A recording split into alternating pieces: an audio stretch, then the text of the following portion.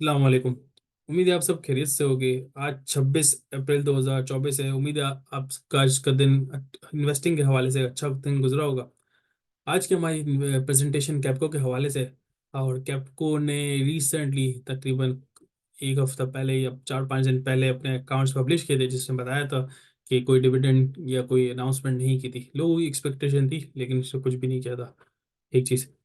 दूसरी चीज, इस पे इस प्रेजेंटेशन बनाने का मकसद एक ये कि इसके फुल फ्लैज अकाउंट्स आ गए, तो मैंने सोचा कि मैं इस पे थोड़ा सा मजीद थोड़ा सा बताऊं और समझाऊं ये क्या आय इन्वेस्टेबल है मजीद या नहीं। हिस्टोरिकली हमने इसको रखा था कि इसको थोड़ा बहुत डिविडेंड देता है, उसमें ट्रेडिंग प्रॉफिट भी बनाया जा सकता है शॉर्ट टर्म में।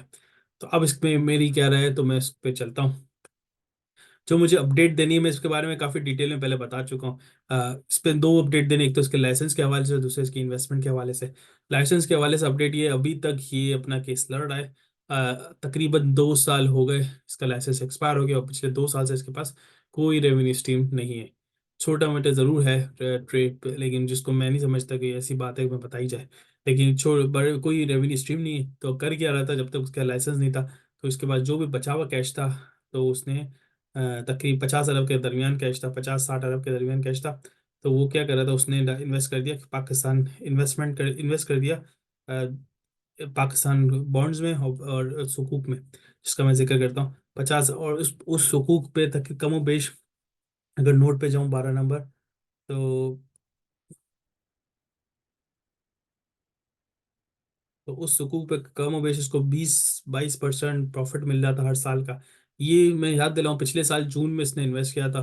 तो उस जून से लेकर अब तक एक साल भी नहीं हुआ, इससे पहले इसने डिसइन्वेस्ट कर दिया।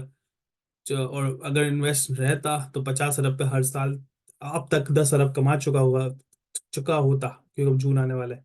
लेकिन ये ऐसा हुआ नहीं। एक चीज, ये मेरा दूसरा पॉइंट था आज का इन्वेस्टमेंट वाला। पहला मैंने लाइसेंस को बता दिया। अब इन्होंने रिसेंटली अब जब अकाउंट्स फुल फ्लैश पब्लिश किया, तो उसमें मैं देख सकता हूँ कि इन्होंने अपने अ, इस जो गवर्नमेंट सुकूक में इन्वेस्ट किया हुआ था, उससे निकाल के म्यूचुअल फंड में डाल दिया। अब म्यूचुअल फंड में डालना कोई बुरी बात नहीं है, लेकिन हर चीज़ का एक टाइमिंग होता है। अभी जब उसको गवर्नमेंट से 20%, 20-22% फिक्स मिल रहा था प्रॉफिट, तो उसके बाद उसने निकाल के म्यूचुअल फंड में डाला। मेरा निकालेगा, अक्लमंदी वाला फैसला है, एक चीज़। दूसरी चीज़, अगर म्यूचुअल फंड में इन्होंने उसमें डाला है जो कैश फंड है, तो ही इनको इतना रिटर्न, अच्छा रिटर्न मिल सकता है। अदरवाइज इनको रिटर्न ऐसा ही मिलेगा जो कि 10-12% से बहुत मुश्किल 12% से ज़्यादा हो। तो इस हिसाब से मैं समझता हूँ कि ये डिसीजन इस वक्त इनके लिए अच्छा नहीं था, जबकि इनकी ऑलरेडी जो इन्वेस्टमेंट थी वो बेहतर थी। गवर्नमेंट सुकूक में और इजारा सुकूक में इन्वेस्टमेंट थी वो बेहतर थी, जिसमें प्रॉफिट कमाए थे 20-22%। वो कम ज़्यादा कमाने से निकाल के कम कमाने वाले पे चले गए। मेरा नहीं, खाली एक अच्छा डिसीजन है मैनेजमेंट का। ऑल्दो म्यूचुअल फंड डेफिनेटली एक डिजिग्नेटेड सोचती है, करती है और इन्वेस्ट करती है, लेकिन इधर से निकाल के जहाँ पे ज़्यादा मिल रहा था वहाँ पे देना, जहाँ पे कम मिलेगा, मेरा नहीं, खाली अक्लमंदी वाला फैसला है। इवन सेफ हाथों में है, लेकिन यहाँ भी सेफ ही था। तो जो कि मुझे लगता है कंसर्निंग पॉइंट। अब मेरे ख्याल में एक इनकी मुझे डाउट क्रिएट हो रहा है कि किस तरह मैनेज कर अपनी चीज़ों, एक चीज़। अब मैं हिस्टोरिकली जिस इस पे वीडियोस काफ़ी बनाई है, क्योंकि काफ़ी ज़्यादा लोगों को शौक है कैप्को के बारे में सुनने का।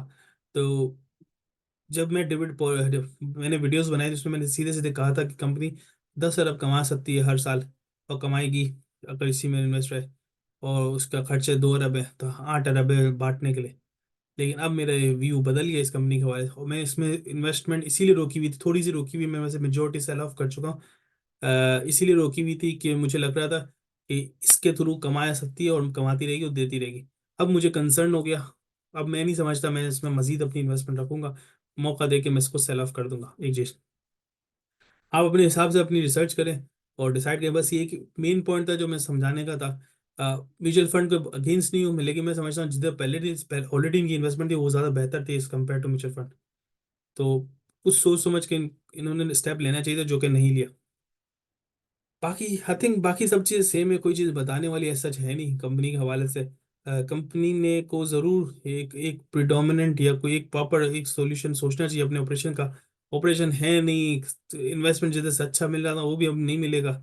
तो मैं समझता हूँ मुझे थोड़े से मजीद कंसर्न्स हो गए कंपनी के हवाले से कि इसका फ्यूचर क्या है। आई थिंक दस ये मेरा व्यू है इस कंपनी के हवाले से।